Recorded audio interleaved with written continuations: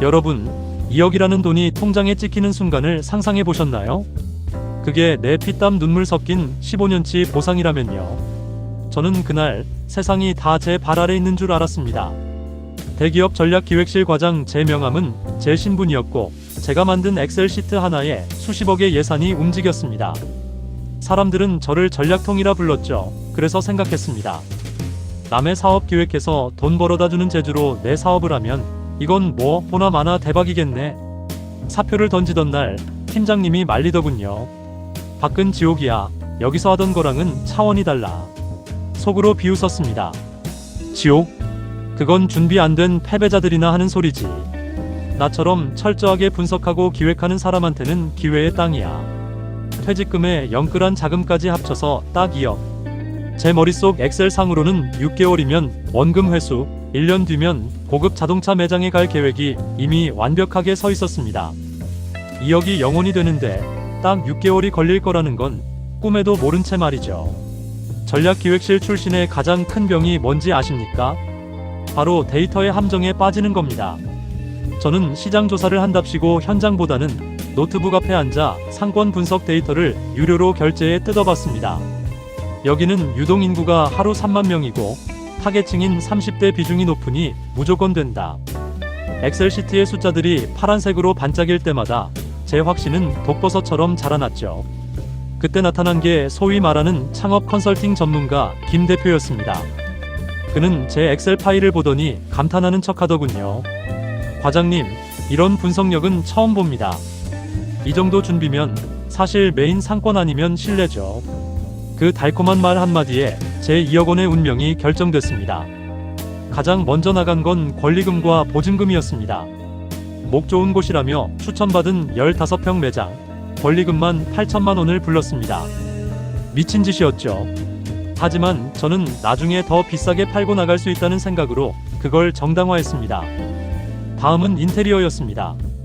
요즘은 인스타 감성이 전부입니다. 가구는 북유럽산으로 가시죠. 컨설팅 업자의 유혹에 저는 고개를 끄덕였습니다.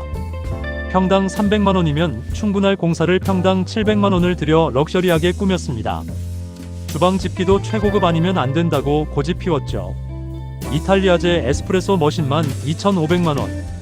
돈을 쓸 때는 마치 제가 거물 투자자가 된 기분이었습니다. 억 단위 돈이 통장에서 뭉텅이로 빠져나갈 때의 쾌감은 마약 같더군요. 오픈도 하기 전에 이미 1억 5천만 원이 증발했습니다. 남은 5천만 원으로 운영비를 하면 충분할 줄 알았죠. 여기서 정작 중요한 걸 놓치고 있었습니다. 저는 그 비싼 커피 머신으로 에스프레소 한 잔 추출할 줄 모르는 사람이었다는 걸요. 저는 장사가 아니라 장사놀이를 기획하고 있었던 겁니다. 오픈 일주일 전 김 대표가 마지막으로 제안하더군요. 오픈 마케팅에 2천만 원만 더 태웁시다. 파워블로거 100명 부르면 첫날부터 줄 서요. 저는 마지막 남은 비상금까지 털어 도장을 찍었습니다. 늪인 줄도 모르고 발을 더 깊게 담근 거죠. 그때까지만 해도 저는 제가 성공한 젊은 사업가로 잡지에 실리는 상상을 하고 있었습니다. 오픈 첫날 화려한 폭죽과 함께 줄 세우기 마케팅은 성공한 듯 보였습니다. 파워블로거들이 찍어 올린 보정된 사진들 덕분에 며칠간은 발 디딜 틈이 없었죠. 저는 카운터에 서서 속으로 계산기를 두드렸습니다. 그래, 이게 비즈니스지. 데이터는 거짓말을 안 해. 하지만 그건 마약 같은 환각이었습니다. 마케팅 비용 2천만 원이 바닥나자마자 거짓말처럼 손님이 끊겼습니다. 진짜 문제는 그때부터였습니다. 제 엑셀 시트에는 없던 변수들이 현실이라는 이름으로 제 뺨을 때리기 시작했거든요. 첫 번째는 사람이었습니다. 사장님, 저 오늘까지만 할게요. 여기 너무 힘들어요. 오픈한 지 딱 2주 만에 메인 주방장이 그만뒀습니다. 대기업 시절 인사팀이 알아서 사람 뽑아주고 교육해주던 시스템에 익숙했던 저에게 이건 재앙이었습니다.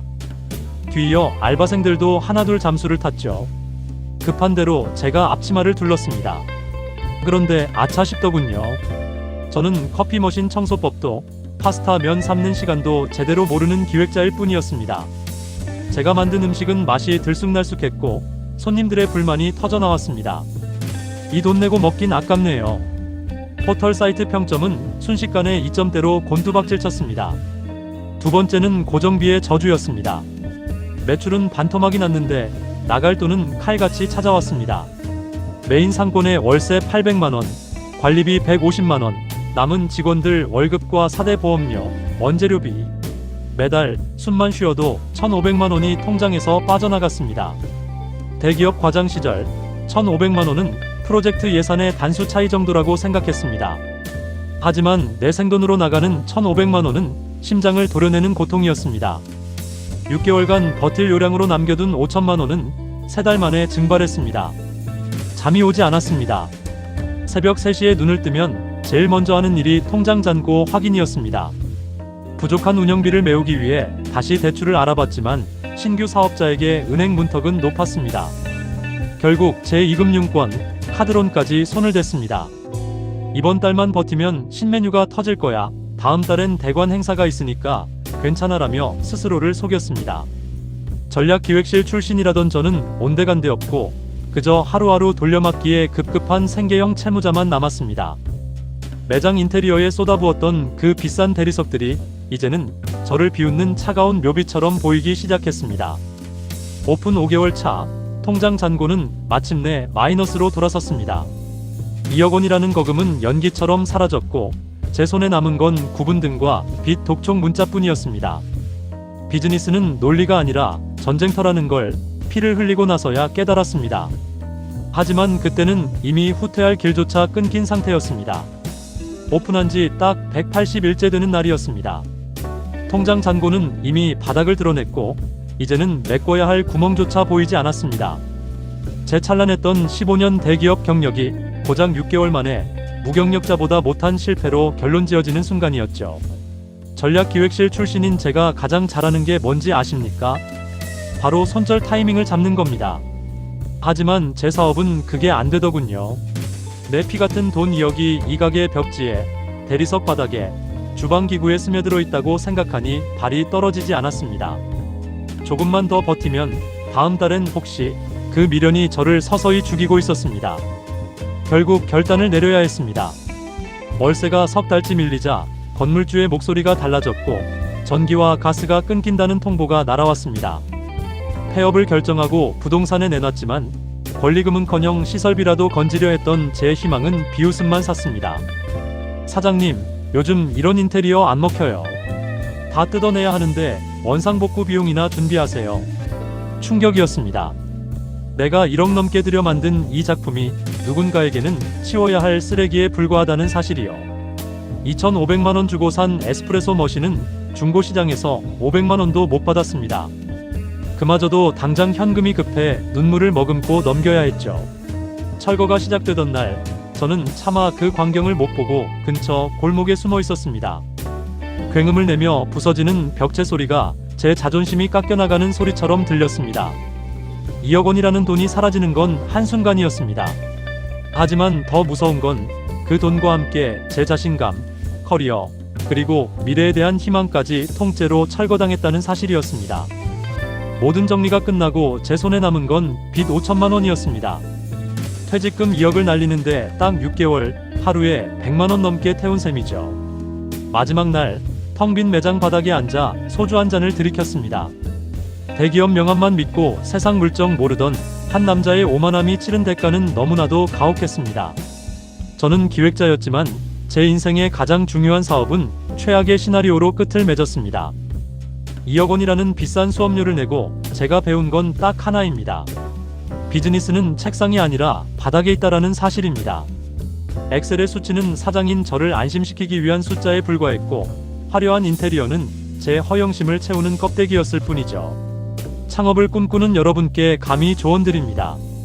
첫째, 자신의 과거 커리어를 잊으십시오. 회사 밖으로 나오는 순간 당신은 과장이 아니라 초보 장사꾼일 뿐입니다. 둘째, 보여주기에 돈을 쓰지 마십시오.